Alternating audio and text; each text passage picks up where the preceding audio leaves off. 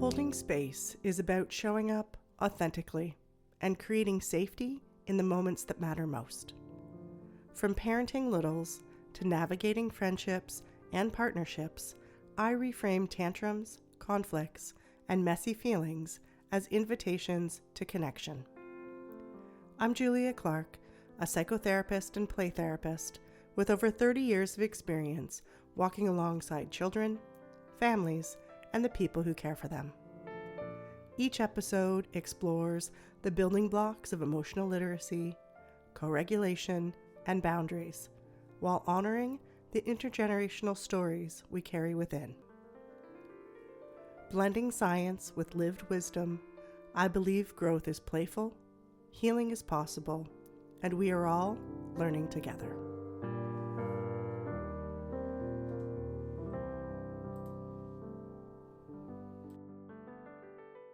Hi, I'm Julia, and together we're holding space. Today, we're continuing our journey into the deeper language beneath behavior. Those moments that can feel confusing, provocative, or downright exhausting, until we understand what the nervous system is trying to say. In this episode, we're exploring defiance, the powerful no, the refusal, the digging in, the crossed arms, the look that says, "You are not the boss of me." And just like selective hearing from last week's episode, defiance is not a character flaw. It's not a sign of disrespect. It's not a personality problem. Very often, defiance is a nervous system trying to protect its sense of agency. And when we understand that, it changes everything. Virginia Axline and the need for agency. To guide us today, we're turning to the work of Virginia Axline, the founder of non-directive play therapy. Axline believed deeply in a child's right to autonomy, their right to feel in charge of their own world. One of her core principles was that a child's ability to choose, to express, and to feel in control is essential for emotional safety.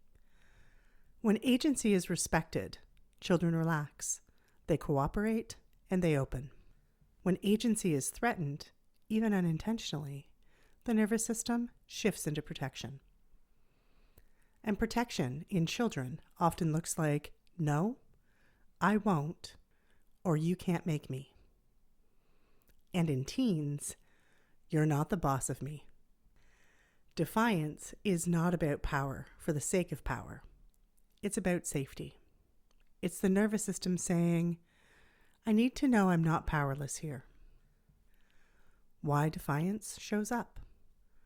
Let's decode this through a nervous system lens. When a child or adult perceives threat, and threat can be something as simple as pressure, demand, shame, or feeling misunderstood, the sympathetic system kicks in. Fight mode, pushing back, controlling, arguing, or refusing. Not because they're trying to upset us, but because their system is trying desperately to maintain a sense of self.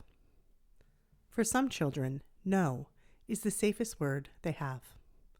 For others, fine, paired with the slamming of a door, is their way of protecting space. And for many adults, stonewalling, sarcasm, or shutting down is simply a more grown-up looking version of a nervous system trying to regain control. Axline taught us this. When a child feels powerless, they cannot regulate. And when they cannot regulate, they cannot cooperate. So the antidote to defiance is not a firmer hand. It's returning to agency. Let's look at some real-life examples of how defiance is a nervous system signal. At home, "You can't make me." Picture a morning routine. You ask your child to get dressed. They're tired, they're dysregulated, they're overwhelmed. You repeat the request. They dig in. "No, I'm not doing it." Their system is saying, "I feel pushed. I feel small. I feel powerless." If we escalate, "Don't you talk to me like that," or You're doing it or else. Their system escalates too. Power struggles create more power struggles. But when we offer agency, everything shifts. Okay, do you want the blue shirt or this red one? Do you want to start with socks or pants? Do you want to walk or hop to your room? Choice, autonomy, a path back to regulation. Agency dissolves the fight. In the classroom, the student who refuses everything. The teacher gives an instruction. Take out your math book. A student mutters, no, pushes the book away, head goes down, arms cross. It looks like defiance, but the child is already overwhelmed, maybe academically, socially, emotionally, or sensory-wise. Math isn't the threat. Powerlessness is. The teacher shifts her approach. Do you want to start with question 1 or question 3? Do you want to sit here or at the back table? Do you need 2-minute reset before we begin? Suddenly, the same child who refused everything is participating. Not because the expectation changed, but because the path changed. From force to choice. From power struggle to shared power. What about with a partner? Adult defiance. Adults do this too. A partner says, you never listen, or you need to calm down. And instead of softening, you feel your chest tighten, your arms cross, you get louder, or you withdraw and pull away. It's defiance, but it's not to be difficult. It's that same nervous system impulse. Don't control me. Let me be me. Let me choose. The moment the conversation shifts from command to collaboration, what do you need right now? Or how can we make this easier together? Defiance dissolves because the nervous system feels safe enough to come back to connection. In the playroom, Axline's principle in action. In child therapy, defiance is incredibly common and incredibly meaningful.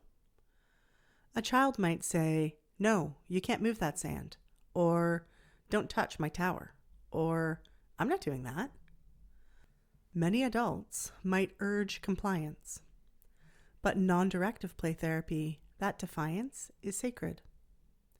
It's a child claiming agency, claiming space, claiming self. And when we honor that, I hear you. You get to decide what happens in your play. Their whole system softens. Often within minutes, the same child who is rigid becomes open, curious, cooperative. That's the magic of Axline's approach. Respect breaks the power struggle. Agency creates safety. The deep truth about defiance. Here's the heart of this episode. Defiance is not about control. It's about protection. Children and adults become defiant when they feel pushed, overpowered, misunderstood, shamed, rushed, or out of control internally. Their behavior says, I need to feel like I matter here. I need to feel capable. I need to feel like I have a choice. And the moment we meet the defiance, not with more control, but with agency, connection returns. How to respond to defiance through agency. Here are a few practical ways to transform defiance into connection. Offer choices instead of commands. Do you want to do homework at the table or on the floor? Validate the feeling underneath. You really don't want to stop playing. I get it. Share power where you can. I'll set the limit. You choose how we get there. Slow the pace to reduce perceived threat. Rushing increases defiance. Pausing decreases it. Let the child's nervous system lead. Sometimes they need a moment before they can engage. Hold your boundary, but with warmth, not force. You don't have to like this rule, and I'm here with you. Agency doesn't mean letting go of boundaries. It means delivering boundaries in a way that the nervous system can tolerate. A parent once told me, "My daughter fights me on everything. Everything is a battle." As we explored it, she realized her daughter had very few moments of actual choice in the day. Everything was structured. Everything was decided. The child was drowning in powerlessness. So they added small pockets of agency, choosing her snack, choosing her outfit, choosing her music in the car, choosing her bedtime story. Within a week, the daily defiance dropped dramatically. Not because the child suddenly behaved better, but because her nervous system felt safe, capable, and autonomous. Agency regulated her. Let's take a breath together. Inhale. Exhale. Think of someone in your life who sometimes feels defiant. What if instead of "they're being difficult," you asked, "where do they feel powerless? How can I offer choice without losing the boundary? What would help them feel capable again? How can I share the power instead of protecting the power?" Because when we restore agency, we restore connection. And that is the antidote to defiance. This is part of our Holding Space series, where we learn to see behavior through the lens of the nervous system and meet it with compassion, curiosity, and connection. Thank you for being here and for holding space with me. If the content of this podcast really resonated with you and you'd like to go even deeper, I'd love to invite you to step into this work more fully. Beyond the podcast, there are many ways that we can connect. Individual therapy for your child, parent coaching or support for yourself, and deeper I Am sessions that explore intergenerational patterns. Additionally, I also offer webinar workshops and weekend retreats for parents, classes, intensive trainings and supervision for therapists, and large group presentations for educators or school presentations. Each are designed to help us hold space for the next generation of children in safe, attuned, and meaningful ways. You can learn more and explore what fits best for you at clarity.family.